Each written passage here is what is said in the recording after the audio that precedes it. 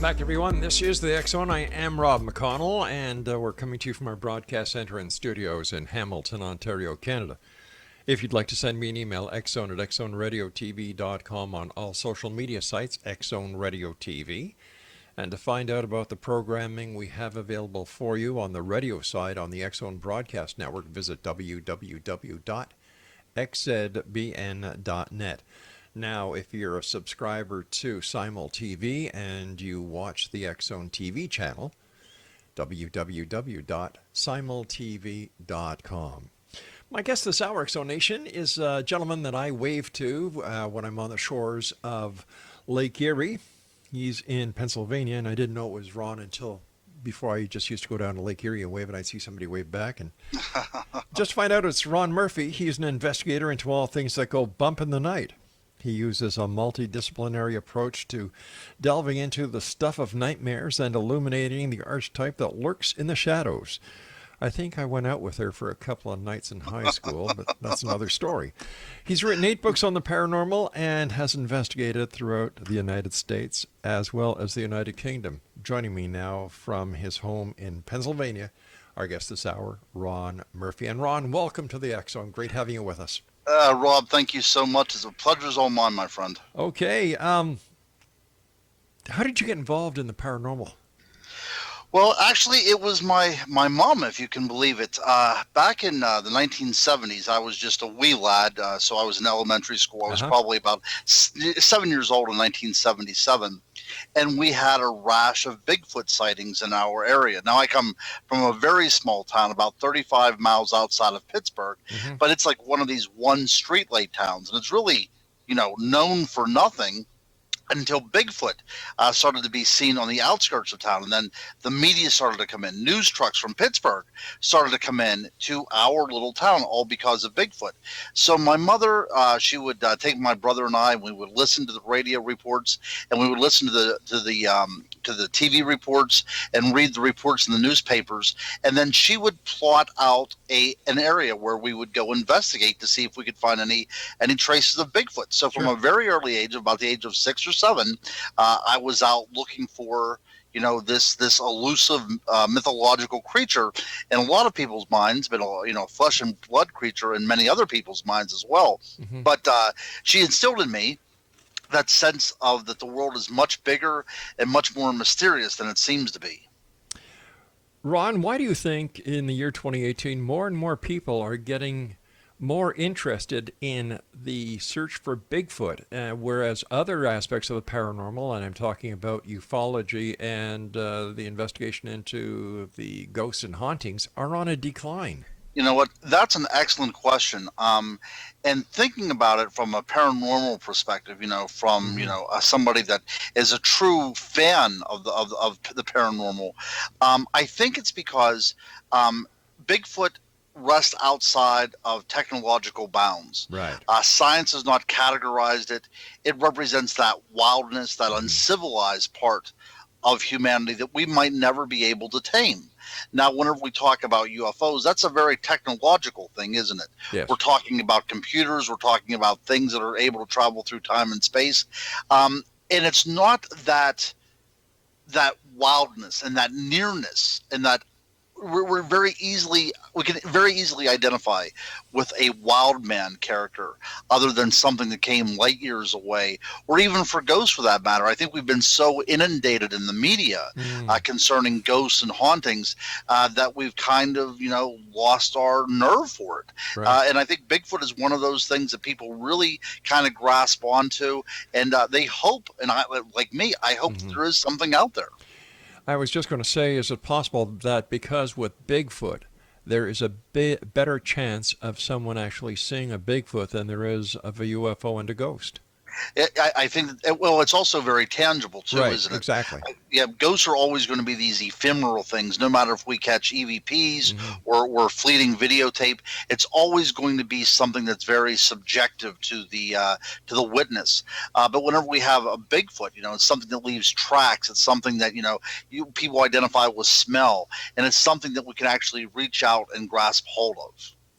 Is it also possible that there is the possibility that Bigfoot is related to us humans, and that he has evaded detection over the years, making him kind of a not only a legend but a feasible reality. Yeah, Rob, and that is also another good point, and that's the reason why whenever I write and I approach the subject Mm-hmm.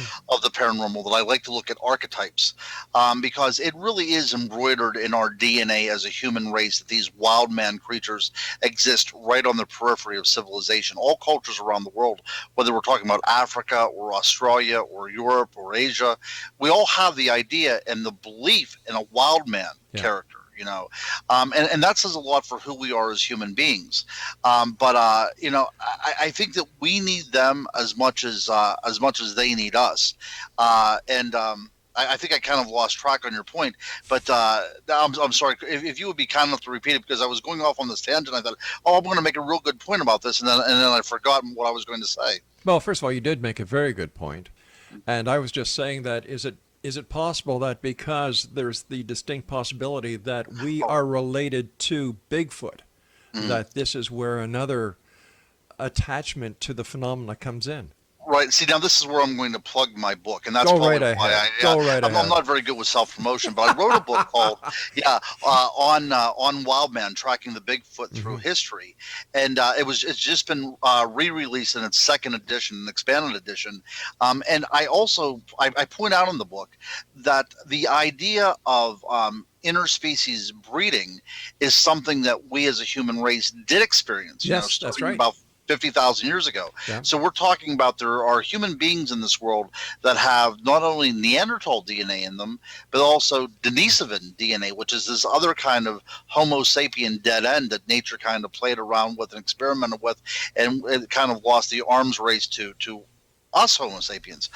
So I think that there is this idea that it could be us. I mean, ever since I was a child, I remember watching a TV documentary called Bigfoot, Man or Beast. So ever since I've been a kid, and probably since the time that this legend started to surface among very different Aboriginal cultures, the idea that it could be one of us, a wild one of us, has always been there right below the surface. But you know what? That's something that a lot of people don't want to admit either. That's one of the skeletons in humanity's closet, the idea of inbreeding with a species outside of our own genetic makeup. But it's a fact of life. It is a fact of life. About 3% of Europeans have Neanderthal DNA, Yes. and the percentage of Denisovan DNA is much higher in the Aboriginal Australians of all things, if you can believe it. So the idea that this has happened and lingers with us to this very day is scientific proof. Scientifically speaking, if Bigfoot is related to we Homo sapiens, why isn't there any protection against people harming Bigfoot in the quest to establish his reality? Another excellent point. I think one of the reasons is because people don't want to take it seriously. This is a pseudoscience. This is something out on the fringe. I think that there should be something in place, I truly do, just to eliminate a lot of whack jobs from going out in the woods with guns. I think that it would be a great thing. There was a show on our TV down here in the States called Killing Bigfoot. I don't know if you had it up there or not. Well, we were going to, but I got an online petition going, and the network that was going to air it backed down, and they canceled it. And that's probably for the best. And to tell you the truth, I mean, it was not... It almost followed the same formula as Finding Bigfoot, except whenever the people went out on their night investigations, they had high-powered rifles. I mean, that was the whole premise of the show, is to kill this creature, that has yet to be even proven by science. I think that if you would put some sort of protective measures in there, just make it simply unlawful to hunt a bipedal creature, that makes complete sense to me. I think there are some places on the books, kind of tongue-in-cheek, where some states have set aside that you cannot do this. I think Texas might be one of those places. But the idea of going out there with a gun to shoot something walking on two legs, whether Bigfoot exists or not, that's an accident waiting to happen. It sure is. Ron, please stand by. You and I have to take our first break. Exonation, Ron Murphy is our very special guest this hour. If you'd like to contact Ron, find out more about him, his books, whatever, www.ronmurphyjr.com. That's ronmurphyjr.com. And we'll both be back on the other side of this break, continuing this hour talking about Bigfoot here in the X Zone from our broadcast center and studios in Hamilton, Ontario, Canada. Don't go away.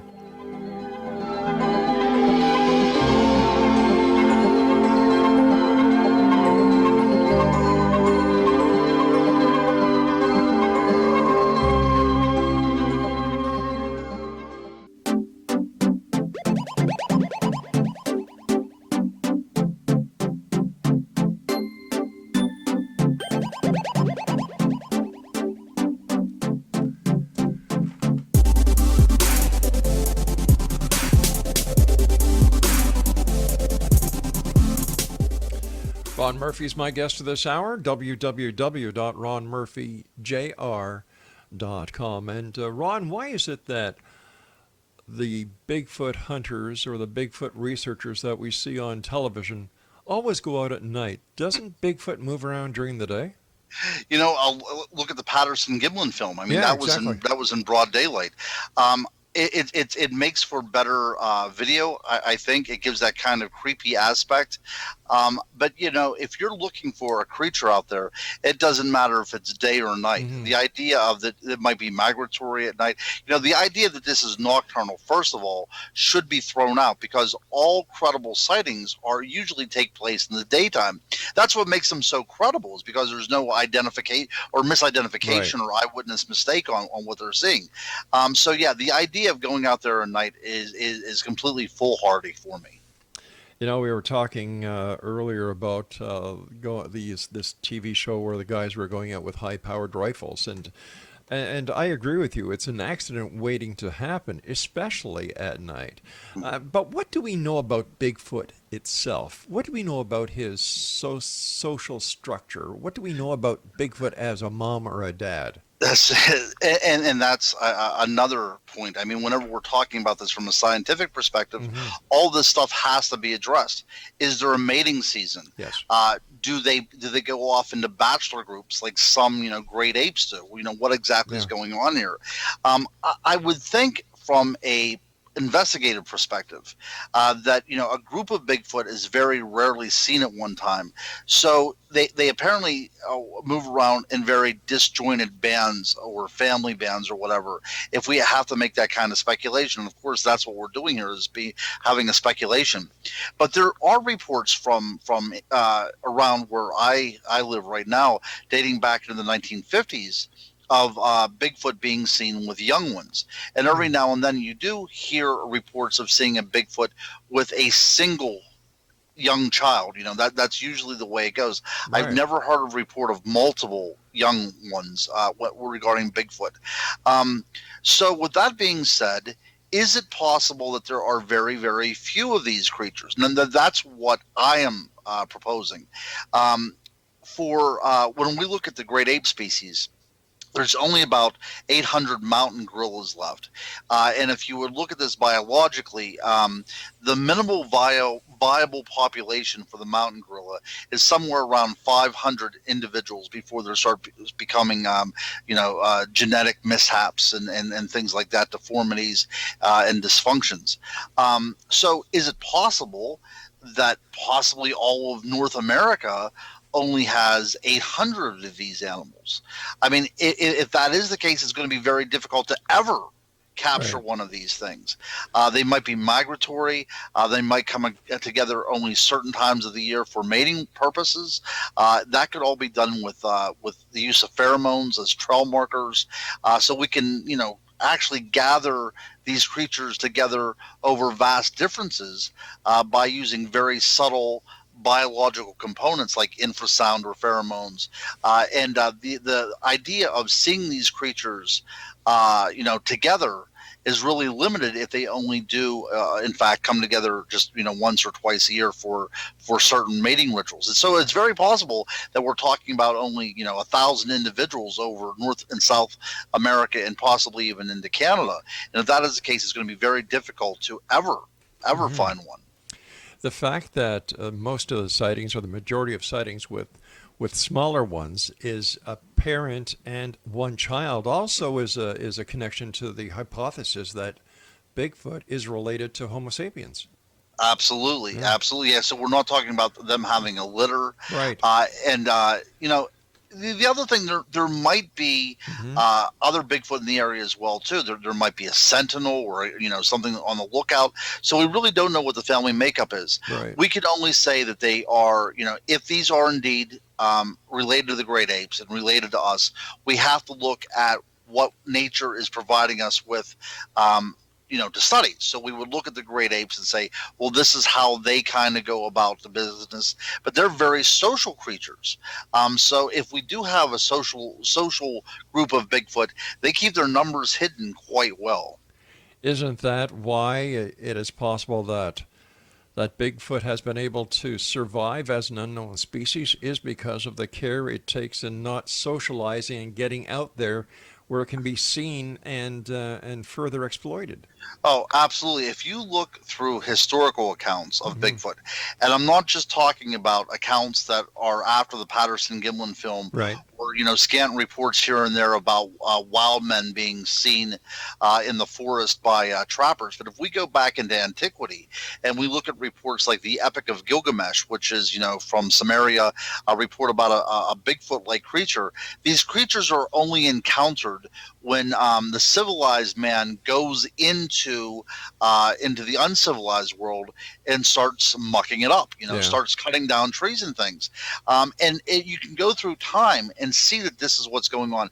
There's an invasion of territory, and there is some sort of reaction from these creatures. So if they did indeed evolve alongside of us, they would know by this time that we are to be avoided, and if that is the case, and they are self-aware creatures. So any creature like this that is able to be this elusive has to be self-aware. It has to know that it needs to stay hidden in order to survive. Then you could also talk about a culture.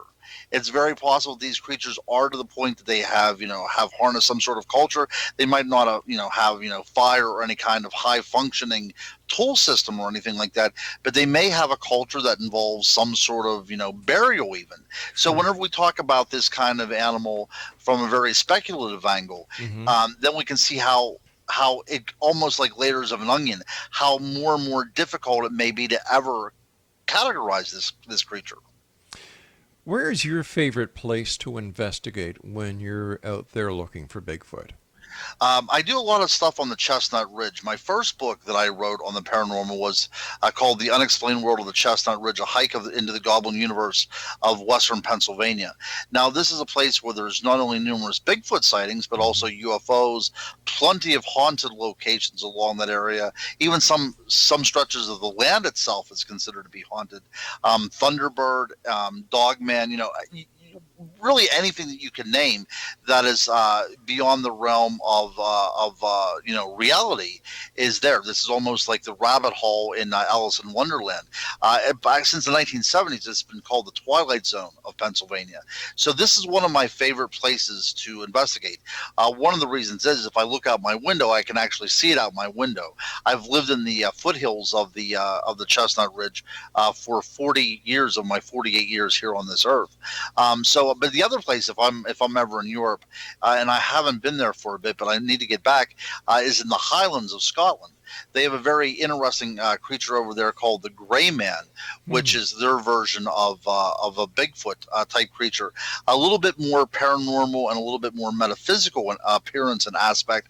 It seems to be very nebulous. It can kind of shrink itself or grow into tremendous sizes. But the legend at its basis is this bipedal wild creature that haunts the Highlands of Scotland.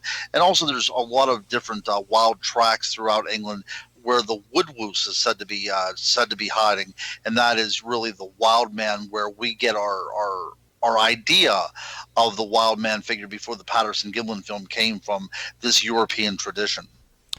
Where do you, based on the research that you've done into the Bigfoot, where do you think the Bigfoot originates from? Oh my goodness! I think that if we're talking about this from a purely scientific point of view, we Mm-hmm. would have to talk about an out of Africa migration. I think that if we're going to say that this is indeed an evolutionary dead end, remnant population that was able to live into history, be an out of Africa movement. And we have had, and one of the reasons why I write about archetypes and from the Jungian perspective is that we probably had a coevolution with these creatures.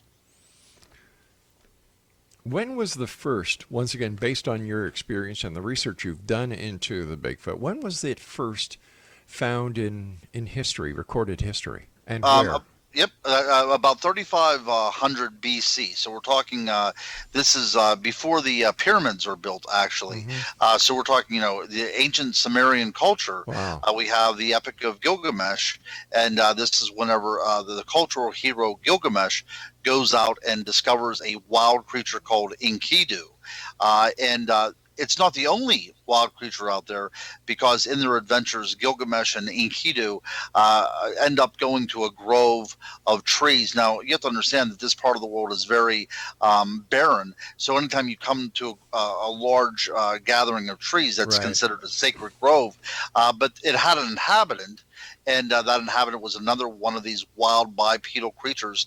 And Gilgamesh promptly slays that creature and starts tearing down the forest. So as you can see, from the very first encounter, it's never been a good one for these creatures. All right, Ron, please stand by. You and I have to take our news break at the bottom of the hour. Exonation, Ron Murphy's our very special guest. And Ron has written 8 books on the paranormal and has investigated throughout the United States and the United Kingdom. His website is www.ronmurphyjr.com, and we'll be back on the other side of this news break as we continue here in the X Zone with yours truly, Rob McConnell, and my special guest this hour, Ron Murphy, from our broadcast center and studios in Hamilton, Ontario, Canada. Whatever you do, don't go away.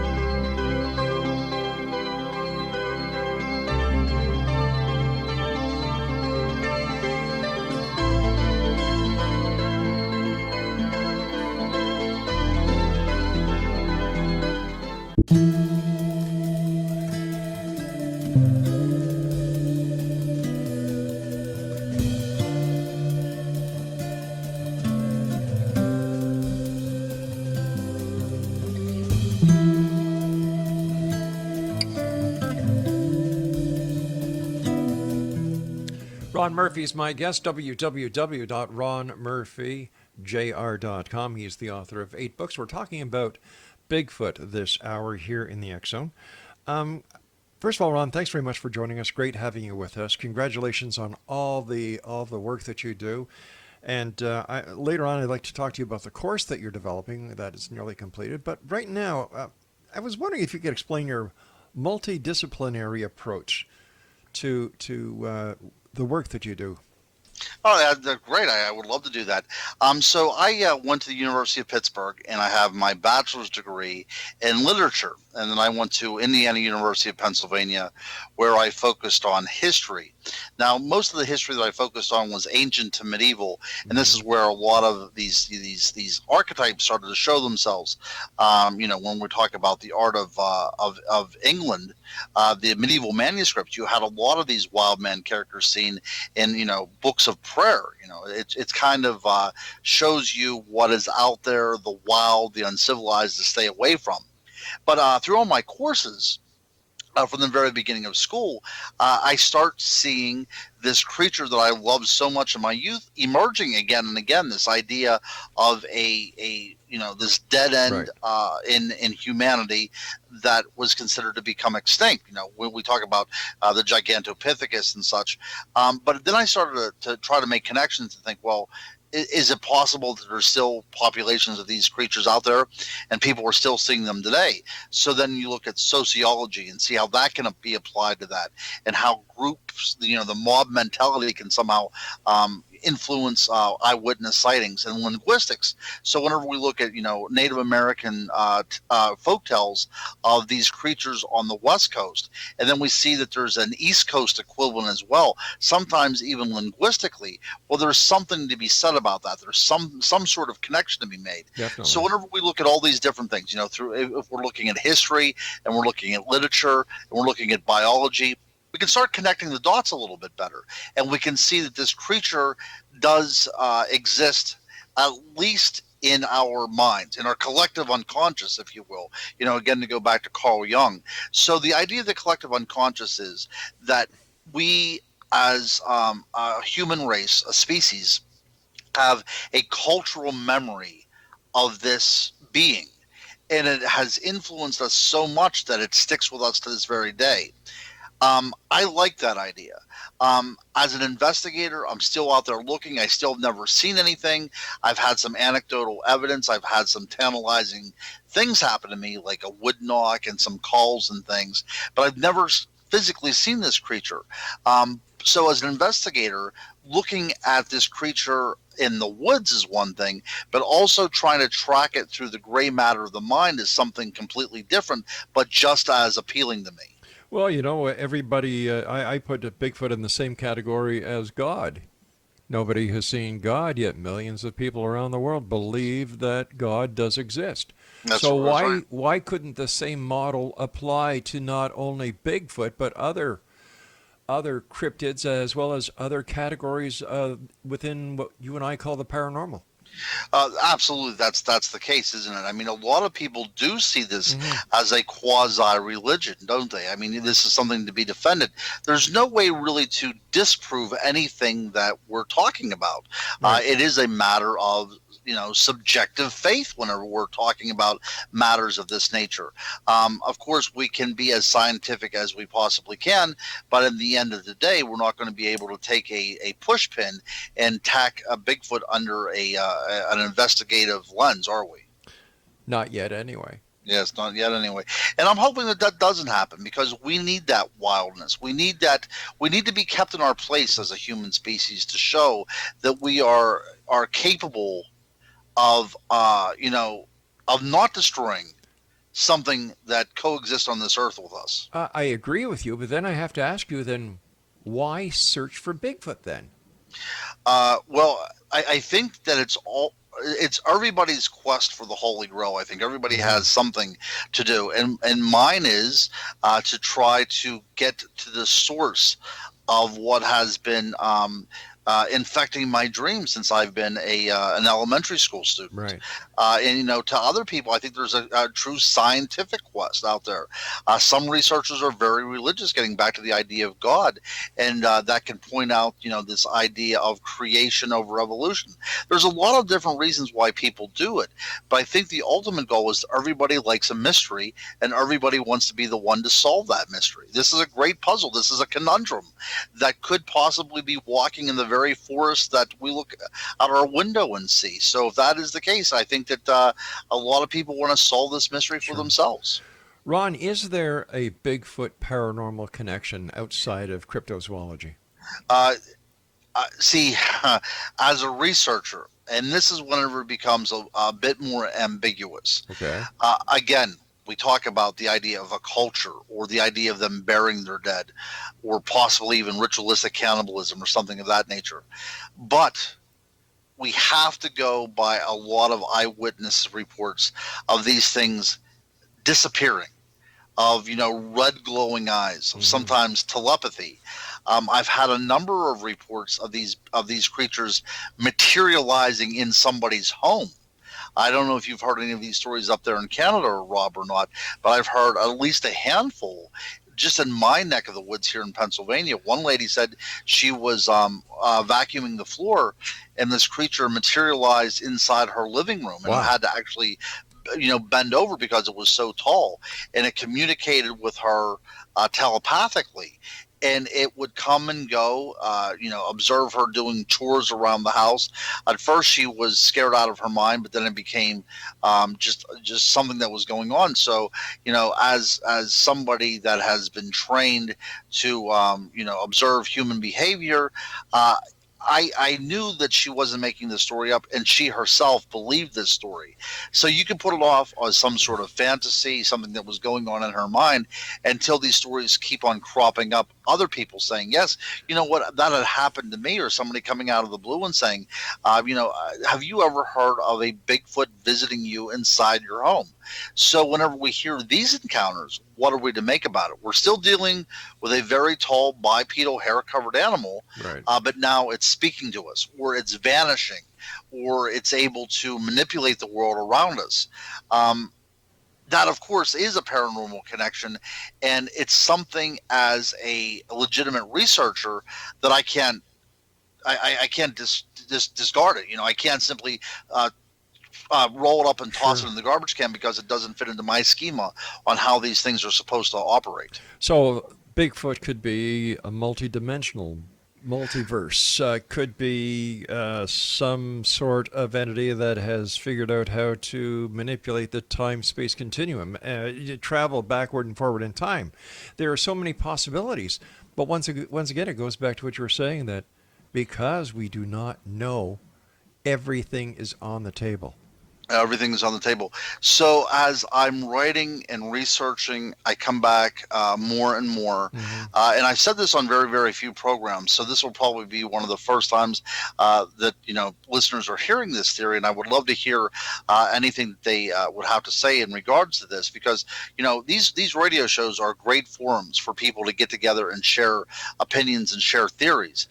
But one of my theories that I'm dealing with right now is Bigfoot as a denizen of the world of the Fae, of the fairy realm. Yes. Now, a lot of times whenever you use the word fairy, Right. you automatically think of Tinkerbell, and Walt Disney comes to mind. But when we talk about an elemental earth energy that exists out there and is able to manipulate the world around it, so we see it. It can actually project itself into us. Now, when we look at medieval reports of fairies, they had something called glamour, which is a way that they can physically change the way they are being seen.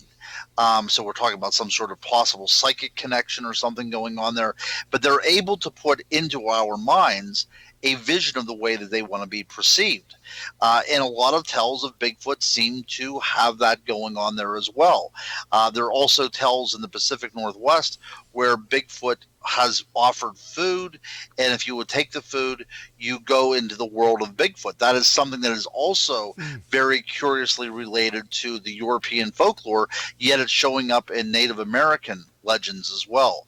So, we start connecting dots again, like I said. So when we look at the Yowie in Aboriginal Australia, and that culture is quite ancient. We're going back almost 60,000 years. And we have the idea of the dream time, this time out of time, where certain beings exist, and the Yowie seems to be one of those beings. It looks as if these creatures might be coming and going into our world in possible waves, whether intentional or unintentional, but it seems like they might not be grounded completely in corporeal reality. So gives you something to think about, doesn't it? Yeah, it certainly does. And what I'm going to do is I'm going to take my final break now while I ponder that very interesting and very plausible situation. Ron Murphy's our very special guest this hour. XONation, www.ronmurphyjr.com. And if you'd like to find out, where can our listeners get your books, Ron? You can go to Amazon. You can also go right to my website as well. You can go to your bookstore, but the paranormal sections tend to be getting smaller and smaller unless you're, hunting for vampires or something like that. So you could go to your bookstore and order it, but it's easier to go on Amazon. And if you're a Prime holder, it costs nothing to ship the books, or you can just get them directly from me, and I'd be happy to autograph them or whatever. All right, we'll be back on the other side of this break. And by the way, that's not a Bigfoot; that's his pussycat on his back. Yeah. Mr. Pussums. Mr. Pussums. Ron Murphy and I return. Don't go away.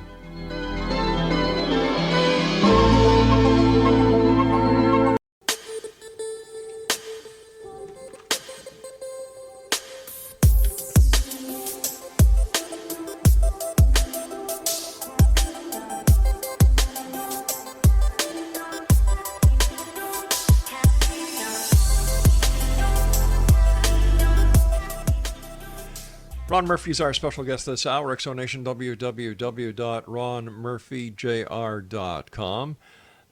First of all, Ron, I want to thank you ever so much for joining us. It's been a delight having you with us. I've thoroughly enjoyed our conversation.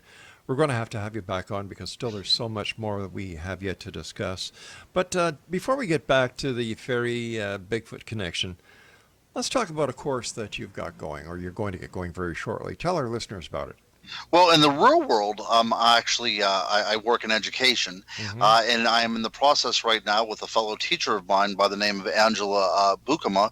We're actually designing a nature preschool, a forest kindergarten, if you will. I'm not sure exactly how they're referred to up in Canada, but there's only one other one in Pennsylvania, and that's on the other side of the state. They're very rare here in the U.S. They're a bit in vogue in Europe, but ever since I've been a kid, I've been out in the woods, and I've learned some of the most that I've ever learned out in nature.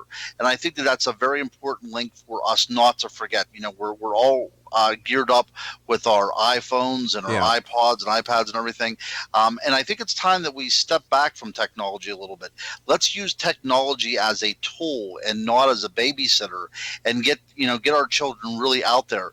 One of the reasons why I want to do this is because it does indeed teach stewardship, not only of each other, but also of the land itself. And that's extremely important. There's an old maxim that we borrow the world from our children. And I think that is true, but I think the children need to have a hand in how they're going to lend this world out. And I'm really excited about the possibilities of this catching on, and just a true wonder that nature provides to us, free of charge. And of course, Socrates says, wonder leads to wisdom. And I think that's very true. Some of my most fascinating moments in my life and some of my most memorable moments in my life has taken place outdoors. And I think that that's probably the same for you too, Rob. That is, yes. Yep. And I want to instill that in children because I don't think kids are really doing that anymore. Don't take this wrong, but what is the difference between what you are going to be accomplishing and what the Boy Scouts and Girl Guides? That's the other thing, and that's a very important connection. A lot of children simply don't have that in their lives. Wow. And we're talking about, a group that meets maybe 1 or 2 times a month compared to, 5 days a week for 180 days. And I think that is what I'm really trying to get in there. Also, I want to show the impact that, that we play in the world around us. One of the things that I'm trying to push for right now in the designation of this course is the idea of working with certain animals that may be extinct by the time these children graduate from high school. Oh my gosh, There's a species of chicken called the Dorking chicken. I don't know if you have any working knowledge of chickens. No, I don't. But this is a very ancient breed. I didn't either until I started designing this course. But Julius Caesar actually referenced these in his writings. So this was a chicken that was brought to England by way of Rome. And through the years, it's lost its appreciation. It's not a very large bird. It's not a very good egg layer, and it's actually at a very critical stage. And it may not be around much longer. So we're seeing an entire species of animal that probably will be extinct in the next 12 years. And I would like the children to be able to work with an animal like this to show that it's humanity's decision whether this animal lives or dies, based solely on preferences. And I want to show them that real life is in their hands, and there's an appreciation for all life. And I think that if you take that, it extends also into life as a whole, with your fellow beings on this planet as well. It's about time we start spreading a chance for peace instead of this constant hate that seems to fill the air. Yeah, my entire knowledge when it comes to chickens can be wrapped up in 3 little alphabets. KFC. Well, see, the thing is, my friend, I am a big chicken fan myself. That's true, and I've never raised a farm animal in my life. Right. But I'm trying to give these little ones, a kind of a complete working knowledge, to this kind of gestalt type of education. So, but I agree with you. That actually sounds good. I think whenever I get off here tonight, I might have to hit up the good old KFC. No, I admire what you're doing, and it will change lives. And all we need to do, the goal of this entire show for the last 28 years, going on 29 years on air, is to make a positive difference in one person's life. Look, tonight we talked about various topics, and some of them were, quite controversial whenever we're talking about investigation. There was no arguments whatsoever. No, of course not. You are not one of these shock jocks where people like to, get a rise out of people. This was a very sane conversation, and the reason why you've been doing this for such a long period is because people can understand that and they can sense that. That's the reason I cannot wait to hear feedback from this show, because as a writer and as a lecturer, I truly do listen to what my audience has to say, and I'm looking very much forward to hearing what their response is. But you see, this is what communication is all about, and somewhere along the line, it was forgotten that communication is a two-way street. It's called talking and listening. And I don't know where it went wrong, but it's nice to see people like yourself and others out there who are getting back to basics and saying, hey, listen, you've got something to say, I've got something to say. You say what you've got to say, I'll listen, and then I will do the same. So there you go. Before the break, we were talking about the fairy Bigfoot connection, and I'd like to get back into that because it raised a lot of excellent points. It does. And I think that if we look at this, let's look at it from a European point of view. Okay. So we have a fairy creature out there, something that, the woodwoos, for instance, their version of Bigfoot, is almost like a fairy creature. By the time we get up to the Arthurian legends, we have Sir Gawain and the Green Knight, and the Green Knight is indeed this kind of mythological woodland figure covered in leaves. So we see that there's a slight evolution in this, but we're always dealing with a creature that's so a part of nature that it actually can regenerate itself with the passing of the seasons. Sometimes you see the Green Man and the woodwoos with different color hair or different color leaves to represent the winter or the fall coming around. So that's one point. We have this idea with this creature being intrinsically linked with the natural world, very similar to the fairy. Right. Now, by the time we get up to Shakespeare, we have in A Midsummer Night's Dream a character by the name of Robin Goodfellow, who in his play is called Puck. Now, Puck is taken from the word pucca, P-U-C-C-A, and that represents a shape-shifting creature that is part of the fairy realm. Now, linguistically, let's cross the Atlantic here, and then whenever we come to Massachusetts, there's a creature up there that inhabits the woodlands, which is very similar to a small Bigfoot in stature, and its name is the Puckwudgie. So we have the puka and the Puckwudgie with these same type of root-sounding words in there. So is it possible that this is indeed related, and this is what the creatures themselves want to call themselves, and the cultures around them kind of pick that up? It's something very fascinating to look at. But again, we see this idea of a same name crossing not only time and space, but also, cultures as well. When it comes to the cryptozoological groups, is information shared, or does everybody hold on to whatever information they have because they don't want to share the information so that somebody else may find the smoking gun? That's you hit the nail on the proverbial head. That's exactly what's going on. Or some people will get information, and because it doesn't make any sense to them, they will throw the information away because they thought, it's ludicrous, instead of documenting it. Some people think that all the information they get is completely proprietary. I think that information should be confidential, but never proprietary. It needs to be shared. I used to host a few podcasts, as a matter of fact, and there is so much infighting in this field, and so many people jockeying for position that I simply did not have the palate for it. I could not stand it. I'm not an assertive person. I'm not one of these people that like to be put into an argument of any kind.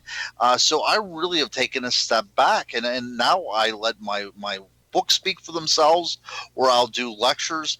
But this is one of the safe spots that I've had Right. on radio for quite some time without any kind of bickering or any kind of in-your-face confrontations. And I really do enjoy this approach very much.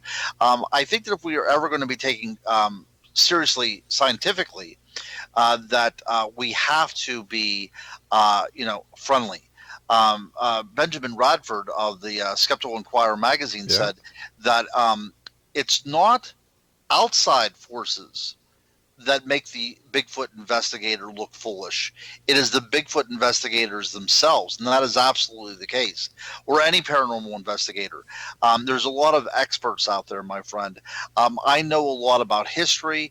I know a lot about different types of sociology, and I know a lot about the mythological and the folklore approach to these creatures. But nobody is an expert on this stuff.